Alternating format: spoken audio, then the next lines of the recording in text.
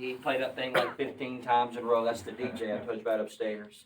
Telegrams coming in left and right, y'all. Everybody wanted to know who it was. Twitter was going crazy. Yeah, it all started right here in this room. Y'all made it. Welcome to the birthplace of rock and roll, world famous Sun Studio, Memphis recording service. Awesome. It's kind of a big deal. Yeah. Like I said, everything you heard upstairs, everything about to play downstairs was recorded right here in this room. Okay, it's pretty much all original. Sure as heck ain't a movie set like the other place you've been to. All these ceiling tiles, lighting fixtures, the floor that you're standing on, right down to that front door, which is my absolute favorite part.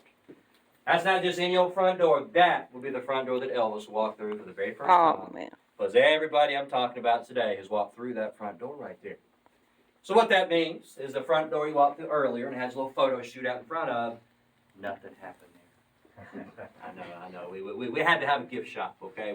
We acquired that space about 28 years ago. Yes, I'm too honest of a tour guide. Okay, so yeah, let's pick up my story from upstairs. So yeah, Elvis had his official audition right here. Sam immediately signed him to the Sun record label. Elvis only lasted about 17 months. He got too big for the small label. Sam knew he couldn't give him what he needed, so yeah, he sold his contract to this highest bidder, which was RCA at the time, for $35,000. Oh. Wow. That was a lot of money back then, by the way. The most ever paid for a contract back then. And as you're about to find out, Sam's about to turn that $35,000 into millions and millions.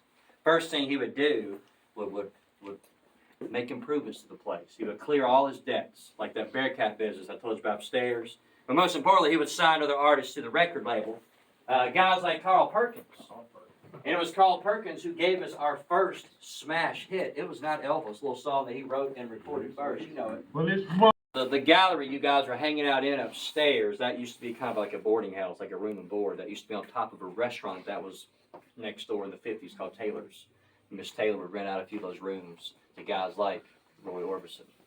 So that's where Roy used to live. So if you felt some of that Halloween magic up there, the ghost of Roy, hey, it could have been. Who knows? Who knows? Who stood on that X? What's that? Who stood on this X? You.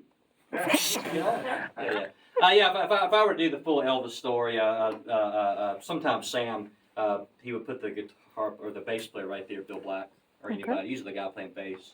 That X right there would have been the guitar player, Scotty Moore, in the Elvis story. So he kind of had a little positioning figured out what sounded best in this room. And Elvis was over there? With that for the most part. What's that? Elvis was over there? Yeah, that X right there. Yeah. But yeah, without a doubt, my favorite person ever to walk through that front door. I'm walking around. I got to get to here. Back. Johnny Cash recorded.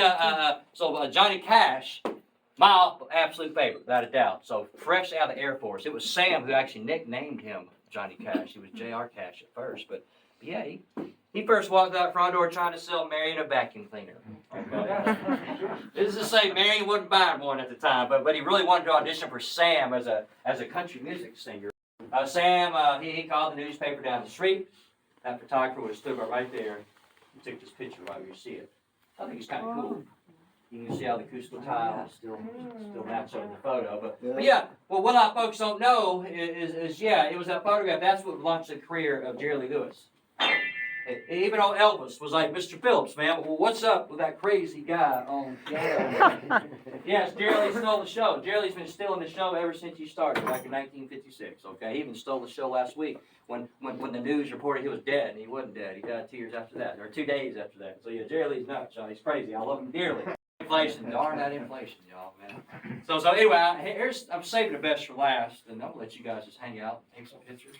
But what you're looking at here, we're lucky to have it. It's one of the original microphones in the studio. Yeah, Sam gave us this mic with one condition. He just didn't want it up in that museum behind glass, being worshipped like they do up at Graceland. He wanted his mic in this room where it always lived, where it belongs. People can touch it, take their picture with it, which I thought was kind of cool to do. Yeah. So with that being said, I'm going to let you guys take your picture with the rock and roll microphone. All I ask, one, is just be very careful with it, okay? Number two, very important, do not lick or kiss the rock and roll. Oh, no, can't lick or kiss. Number three, you'll be surprised if I have to say that we got folks who actually believe that there's still Elvis DNA left. Oh, I bet. They start licking and sniffing and Oh my gosh. They're just a bunch of cooties. And number three, speaking of the devil, if you're not sure what to do with the rock and roll microphone, then there's old Elvis to show you how it's done. And That's that right. right there, that brings me to the end of my little rock and roll tour. Thank Spot where Elvis stood here. I'm standing here now. Standing where Elvis stood. It's awesome. Got chills. Sun Studios, and this was our tour guide. His name is? you. Mark Anchor Stewart, And you are also a singer. singer-songwriter, yeah? If you're in Mark Anchor Memphis, Stewart. come to Sun Studios. He is the Yeah, best that's tour the guide record ever. right there, check it out. Awesome. That's good. The video.